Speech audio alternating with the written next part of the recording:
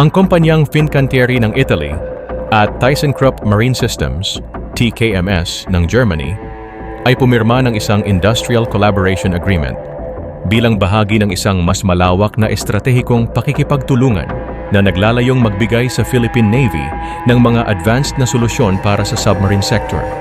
At ito pa, umaalma ngayon ang China dahil sa kamakailang pag-update sa Google Maps matapos ang pag-label ng mga katubigan malapit sa Pilipinas sa South China Sea bilang West Philippine Sea.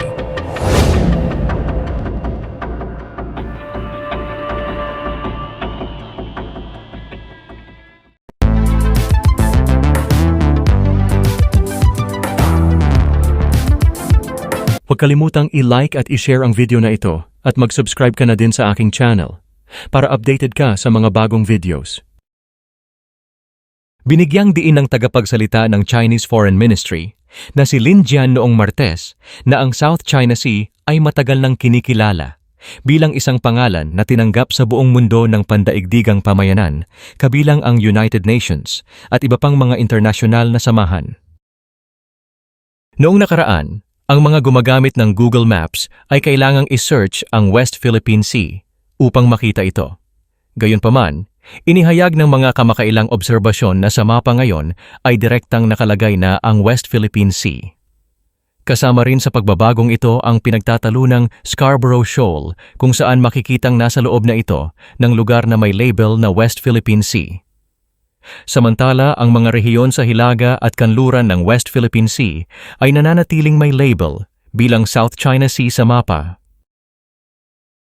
Naninindigan at iginigiit ng China na anumang mga pagbabago sa pagbibigay ng pangalan na ito ay maaaring humantong sa karagdagang hindi pagkakaunawaan sa mga sensitibong lugar.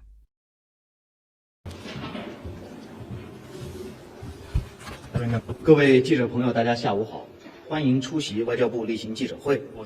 我要指出的是，长期以来，南海一直是国际社会公认的通用地名，为世界各国及联合国等国际组织广泛接。 Sinabi ng isang tagapagsalita ng Google sa Agence France Presse na ang West Philippine Sea ay palaging namang nakalabel na sa Google Maps. Kamakailan lamang ay ginawa nila itong mas madaling makita sa mapa sa mga karagdagang antas ng pag-zoom. Ayon kay NSC spokesperson Jonathan Malaya, ito ay malaking tagumpay para sa bansa at malinaw na mensahe sa China na kinikilala rin ito ng mga pribadong kumpanya sa buong mundo. Umaasa si Malaya na susunod na rin ang iba pang gumagawa ng digital maps sa paggamit ng West Philippine Sea. Yesterday, nag-trending ito, Google Maps, West Philippine Sea. Ano pong masasabi natin sa mga ChatGPT troll friends natin ang galing mag-chat? Wala daw West Philippine Sea. It's a figment of imagination daw. Alam mo, Richard. Alam mo pa sa akin, Richard, masaya na ako kasi doon sa mga taong nagsasabing you cannot even Google West Philippine Sea. At least pwede na nilang mag-Google, no? Without mentioning his name. Parang yan yung main argument nila eh. Hindi mo nga yan makita sa Google eh. No, I think you should mention the names. Hindi, okay kami. We're friends already yan. So para sa akin, no? I mean, it doesn't really say much when it comes to the international community recognizing it as West Philippine Sea. But I think for Google, putting West Philippine Sea sa Google Map, and not just for Google, no? I also check yung Apple Map. They also use West Philippine Sea. Also for the flight radar, they're also using West Philippine Sea in the past days. So, ito natin, when we say West Philippine Sea, hindi tayo katulad ng iba na pinag-claim yung buong international. Yes. Bagamat ang China ay hindi nagpapakita ng senyales ng paghinto sa mga ginagawang operasyon nito sa loob ng Philippine EEZ, ang Pilipinas ay patuloy na pinapalakas ang pakikipag-alyansa ng seguridad sa Estados Unidos at iba pang mga bansa na nag-aalala tungkol sa patuloy na panggugulo ng China sa rehiyon. Ang sunod na breaking news.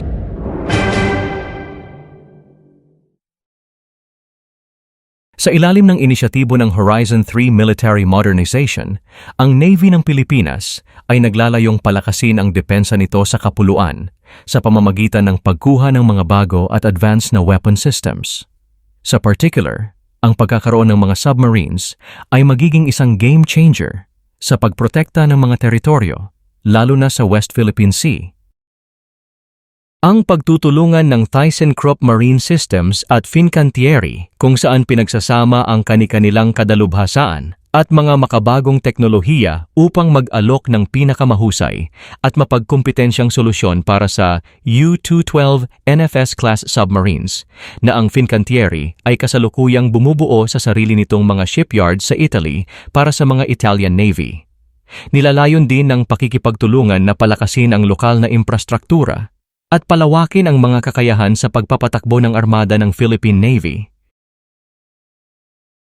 Ang kooperasyon sa pagitan ng mga Navy ng Italy at Germany sa U-212A submarines ay nagsimula pa noong 1996.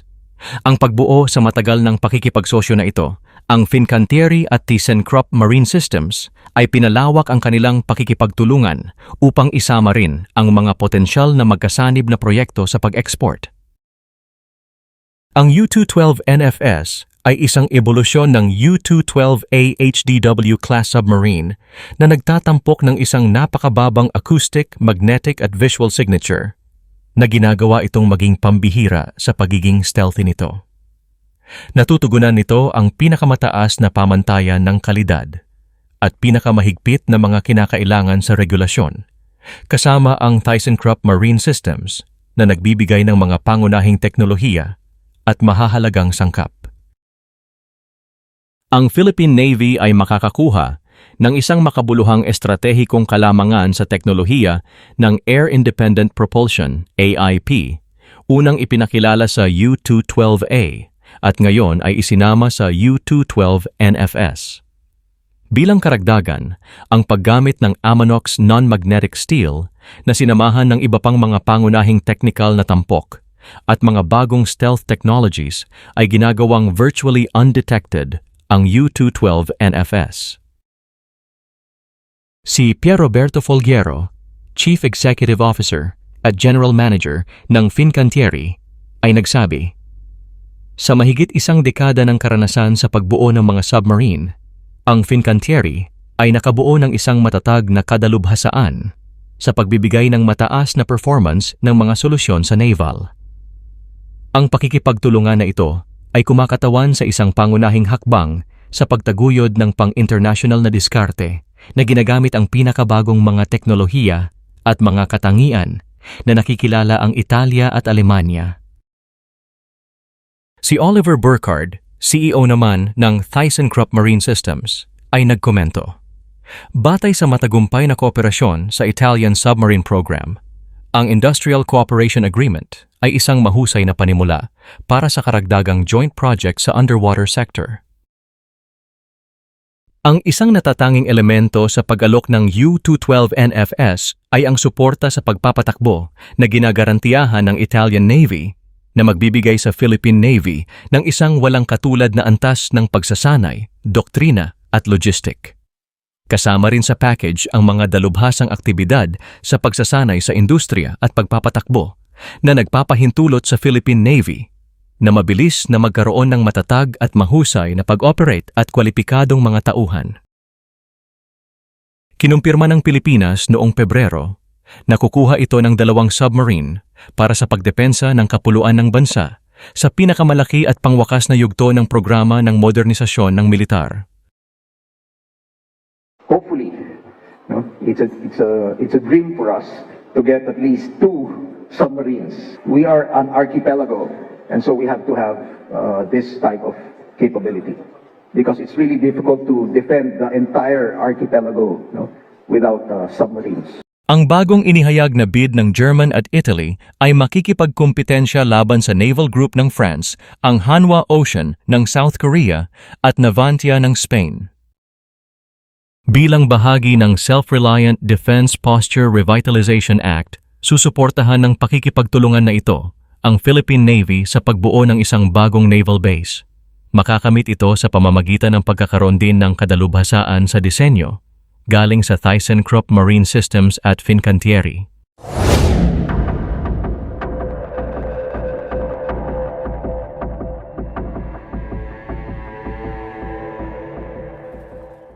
Ano ang masasabi nyo tungkol dito mga kamix? I-comment nyo na yan.